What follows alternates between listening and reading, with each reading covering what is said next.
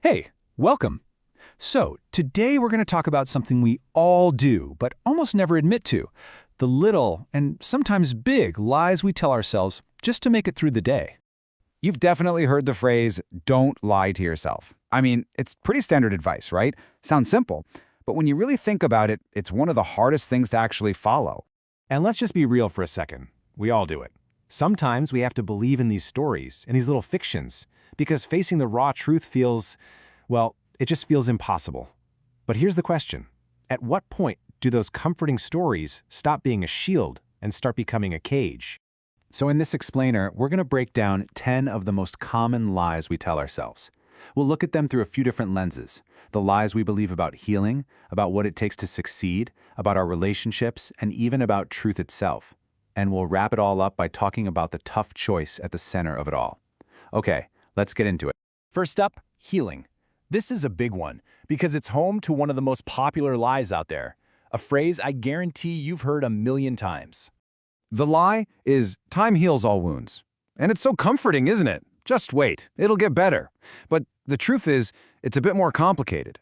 For deep emotional wounds, time is more like a painkiller than a doctor. It numbs things, sure. It makes the sharp edges feel dull, but it doesn't actually fix the underlying issue. Real healing? That comes from awareness, from actually looking at the wound and understanding why it's there.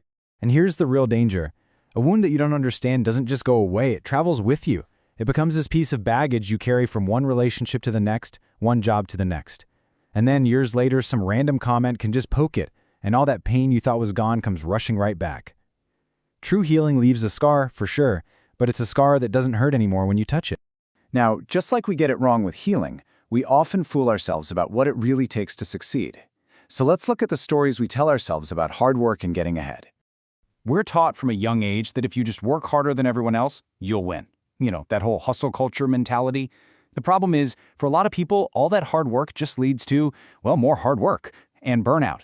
Here's the key difference. Running for an hour on a treadmill is exhausting. It's hard work, but you haven't actually gone anywhere. Running for an hour toward a destination, that's progress. That's achievement.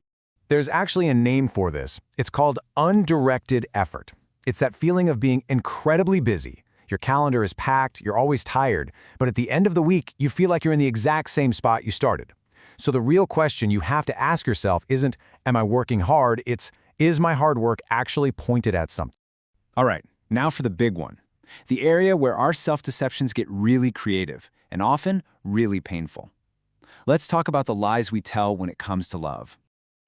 This is a classic. We fall in love with someone's potential. We tell ourselves that our love will be the magic ingredient that finally fixes them. It's the whole savior complex, right? But the hard truth is, love isn't a repair kit. It can absolutely support someone who wants to change, but it can't create that desire out of thin air. The decision to change has to come from inside them, first. So what happens when it doesn't work out? We tell ourselves another painful story. We get rejected, and our first thought is, what did I do wrong? What's wrong with me? We make it all about our own flaws. But what if we flip that? What if their rejection isn't a sign of your failure, but a sign that you're on the right track? I mean, think about it. Sometimes being rejected by the wrong people is actually a huge honor. This one really hurts because it feels so unfair. You're a good person. You treat people with kindness. So why aren't they good to you in return? We think of kindness as a transaction, but it's not. How people treat you is a reflection of their own awareness, their own healing, their own inner world. It has almost nothing to do with your good intentions. The trick is to be good because that's who you are, not because you're expecting anything back. And when people hurt us, what's the first thing we're told? You have to forgive to find peace. We're told to just let it go. But that leads to another lie. We start to see forgiveness as this task, this duty we have to perform. But it's not a switch you can just flip. Real forgiveness isn't for them, it's for you.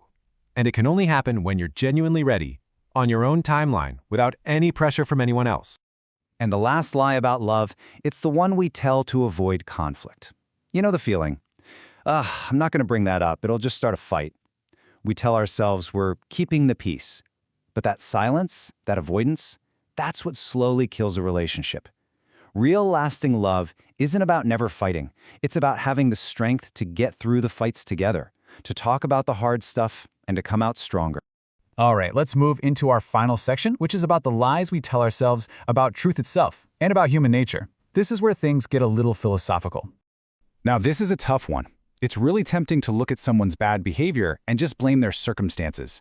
They had a rough childhood, or they're just under a lot of stress. But here's a more challenging idea. Circumstances don't create a person's character, they reveal it. Hardship is like a spotlight. It doesn't put anything new there. It just shows you what was hiding in the dark all along. This is probably the #1 get-out-of-jail-free card we try to use. We mess up, we hurt someone, and what's the first thing we say? But I didn't mean to. My intentions were good. And hey, maybe they were. But good intentions don't erase the harm you caused. At the end of the day, you have to take responsibility for the impact of your actions, not just hide behind your intentions. And finally, the lie that honesty is always the best policy. We hear that our whole lives. And of course, being honest is important. But truth without wisdom can be incredibly destructive. It can be a weapon. Just because something is true doesn't mean it needs to be said right now or in that way. True honesty requires a filter. And that brings us to this incredibly useful tool from the philosopher Socrates. Before you share a hard truth, he suggested you run it through 3 simple questions. First, is it absolutely, verifiably true? Second, is it kind? Is there a gentle way to say this? And third, is it necessary? Does this really need to be said right now?